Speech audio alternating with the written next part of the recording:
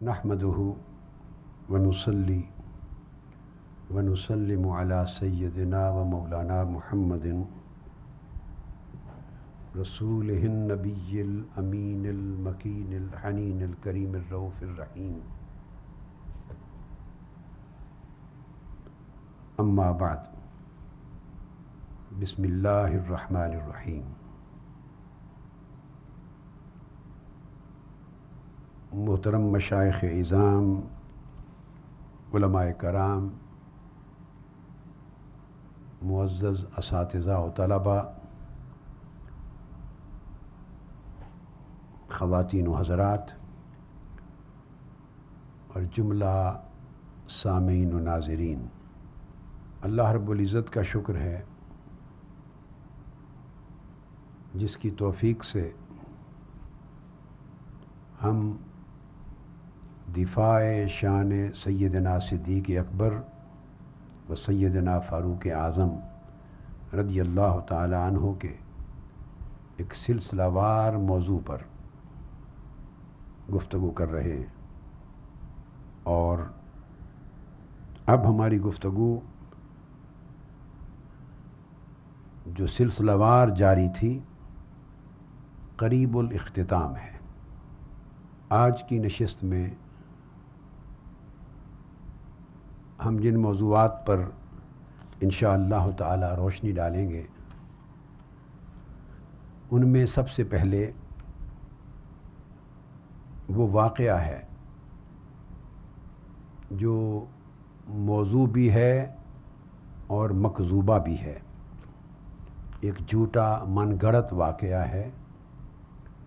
جو سیدنا فاروق اعظم رضی اللہ تعالی عنہ کی شان اقدس میں تنقیص کے لیے گھڑا گیا، اور اہل تشیع حضرات نے قدیم زمانے سے موضوع روایت کے طور پر اپنی کتابوں میں داخل کیا، اور وہ واقعہ ہے معاذ اللہ استغفر اللہ سیدہ کائنات حضرت فاطمۃ الزہراء رضی اللہ تعالی عنہا و سلام اللہ تعالی علیہ، آپ کے در دولت پر معاذ اللہ حملہ کیا جانا۔ یہ جھوٹ منسوب کیا جاتا ہے، ایک بہت بڑی تہمت لگائی جاتی ہے کہ سیدنا فاروق اعظم رضی اللہ تعالی عنہ سیدنا مولا علی شیر خدا رضی اللہ تعالی عنہ کو اور ان کے ساتھ دیگر کچھ افراد بنو ہاشم اور کچھ صحابہ کرام کو سیدنا صدیق اکبر رضی اللہ تعالیٰ عنہ کی بیعت پر مجبور کرنے کے لیے سیدہ کائنات کے گھر گئے، اور استغفر اللہ العظیم وہاں دروازہ کھٹکھٹایا، حتیٰ کہ بحث و تکرار ہوئی، گھر کو آگ لگا دی، دروازہ توڑ دیا، ظلم سے بری ہوئی تہمت یہاں تک پہنچی کہ سیدہ کائنات رضی اللہ تعالیٰ عنہ کو معاذ اللہ زد و کوب کیا، آپ زخمی ہوئیں، اور آپ کے بطن مبارک میں ایک صاحبزادہ تھا جس کی تولد ابھی نہیں ہوا تھا، محسن جس کا نام آتا ہے بعض کتابوں میں، اس کا اسقاط ہو گیا، اور پھر اسی زد و کوب اور اسقاط کے نتیجے میں آپ زخمی ہوئیں اور علیل ہو گئیں، اور یہی علالت اور بیماری آپ کی وفات کا باعث بنی، اور اہل تشیع حضرات پھر ان کی وفات کو شہادت کا نام دیتے ہیں۔ یہ اتنی بڑی تہمت ہے جسے معمولی سی عقل اور معمولی سا شعور رکھنے والا انسان،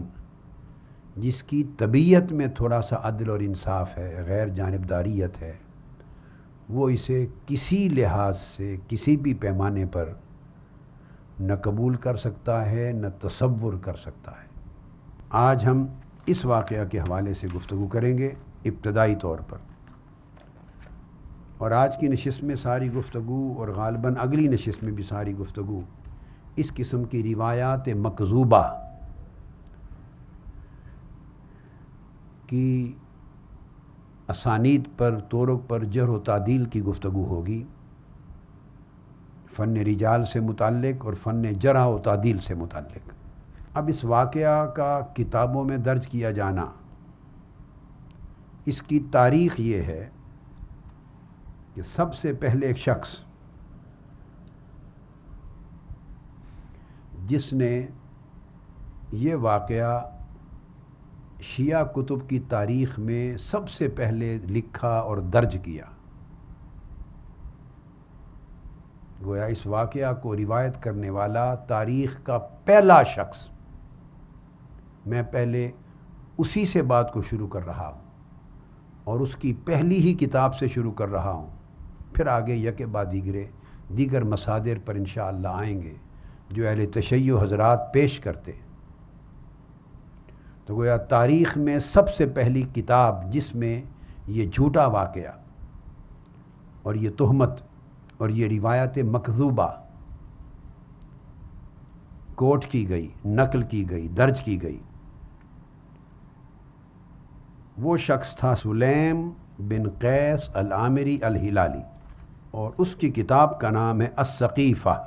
اس نے یہ واقعہ اپنی کتاب میں درج کیا اور اس کتاب کو محمد باقر الانصاری نے طبع کیا اور اس کی سند بیان کی اس نے، اور سند یہ بیان کی اس کتاب کے اندر۔ یہ کتاب بعد ازاں اہل تشیع کی روایت کے مطابق اس کے شاگرد ابان بن ابی عیاش نے مرتب کی، مگر روایات جو اس کے اندر جمع کی گئیں وہ سلیم بن قیس العامری الہلالی کی۔ تو گویا سند یہ ہوئی شیعہ حضرات کے مطابق کہ ابان بن ابی عیاش نے روایت کیا ہے یہ واقعہ، اور اس نے روایت کیا سلیم بن قیس العامری الہلالی سے، اور سلیم بن قیس کہتا ہے کہ میں حضرت عبداللہ ابن عباس رضی اللہ تعالیٰ عنہ کے گھر اس وقت بیٹھا ہوا تھا خود، اور ہمارے ساتھ شیعان علی بھی کچھ بیٹھے ہوئے تھے، یہ لفظ ہیں اس کے، کچھ اور بھی شیعان علی بیٹھے تھے۔ جب ہمیں یہ خبر پہنچی کہ معاذ اللہ استغفر اللہ سیدنا فاروق اعظم رضی اللہ تعالیٰ عنہ کئی صحابہ کو ساتھ لے کر لکڑیاں لائے ہیں اور سیدہ کائنات کے گھر کو آگ لگا دی اور حملہ آور ہوئے ہیں اور زد و کوب کیا ہے اور زخمی کیا ہے سیدہ کائنات کو، العیاذ باللہ۔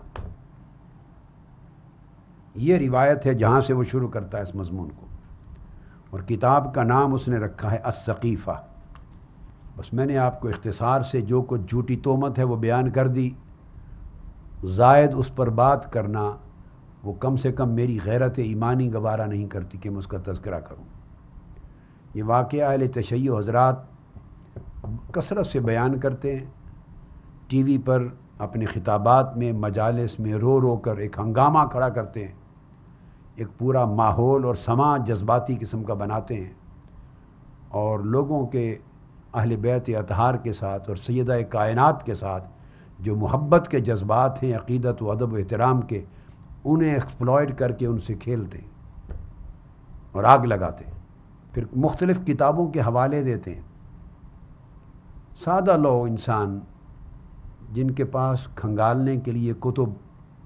اور تحقیق کے لیے ذخائر موجود نہیں ہیں وہ پریشان ہو جاتے ہیں،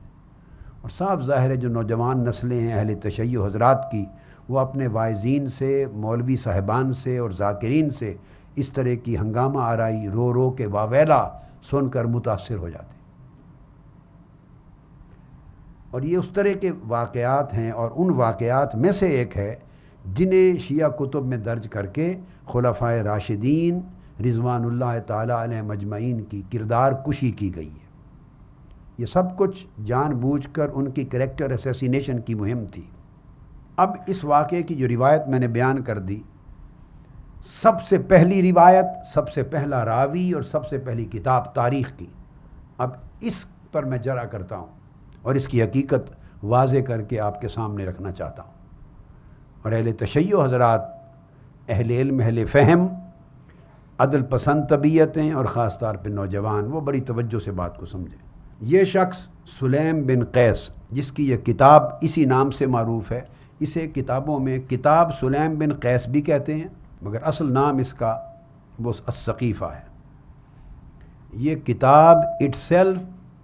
مکذوب اور موضوع ہے، جھوٹی اور من گڑت ہے، اور معتمد ثقہ اور بلند پایا شیعہ علماء خود اس کتاب کو رد کر چکے ہیں اپنی کتابوں میں، اور یہ سب سے پہلا مصدر اور ماخذ ہے معاذ اللہ سیدنا فاروق اعظم پر اس سب سے بڑی تہمت کا۔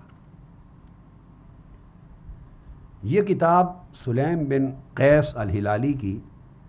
اس وجہ سے رد کر دی گئی ہے شیعہ معتبر اور معتمد اور ثقہ علماء کے ہاں کہ یہ وہ کتاب ہے جس نے شیعہ مسلک کے اندر سب سے پہلے تحریف قرآن کے مسئلے کو بیان کیا اور ثابت کیا ہے۔ اس سلیم بن قیس نے سب سے پہلا ٹیکسٹ اپنے کلام کا درج کیا ہے کہ قرآن مجید معاذ اللہ اس میں تحریف کر دی گئی تھی، اور جو قرآن اب حالانکہ اس زمانے سے یہ تہمت لگا رہا ہے، جو قرآن مجید اے لوگو آپ کے ہاتھ میں ہے یہ وہ کامل قرآن مجید نہیں ہے، اس میں کئی آیتیں نکال دی گئی ہیں، کئی آیتیں داخل کر دی گئی ہیں۔ اس کی وجہ سے ثقہ شیعہ علماء خود اس کتاب کے وجود اور اس سلیم بن قیس العامری کے وجود کے بارے میں شک میں مبتلا ہو گئے۔ اب پہلا ریفرنس میں جو دینا چاہتا ہوں، ابن المطہر الحلی شیعہ حضرات کی بڑی معتبر اور نامور کتاب ہے اسماء الرجال میں، اس کا نام بھی ہے کتاب الرجال، اور عام طور پہ رجال حلی کے نام سے معروف ہے۔ تو علامہ حلی رجال حلی میں صفحہ 206 میں بیان کرتے ہیں کہ چونکہ یہ کتاب سلیم بن قیس کے نام سے مرتب کرنے والا ابان بن ابی عیاش ہے، اصل کتاب کا جو مرتب ہے وہ ابان بن ابی عیاش ہے، اس نے صرف اس ساری کتاب میں روایتیں سلیم بن قیس کی جمع کی ہیں، چونکہ ساری کتاب اس کی مرویات پہ مشتمل ہے، اس وجہ سے یہ کتاب سلیم بن قیس کی کہلاتی ہے، مگر اس کا مرتب و مؤلف ابان بن ابی عیاش ہے جو خود کو سلیم بن قیس کا شاگرد بتاتا ہے۔ وہ کہتے ہیں کہ ابان بن ابی عیاش بہت زیادہ ضعیف تھا روایت میں، اور وہ کہتا ہے کہ ہمارے ہاں جو ہمارے اصحاب یعنی شیعہ علماء ہیں وہ اس کتاب کو سلیم بن قیس کی طرف منسوب کرنا اسے موضوع قرار دیتے ہیں، یعنی مؤلف خود ضعیف ہے، اور سلیم بن قیس کے نام جو ساری مرویات درج کی گئی ہیں وہ کہتے ہیں یہ سب کچھ موضوعات ہیں، مکذوبات ہیں، اباطیل ہیں، جھوٹوں کا پلندہ ہے۔ یہ علامہ حلی نے کتاب الرجال صفحہ 206 میں بیان کیا۔ اب ذرا پوزیشن سن لیجئے، سب سے پہلے مصدر اول کی جو اس سب سے بڑی تہمت کے اوپر پہلی سند ہے۔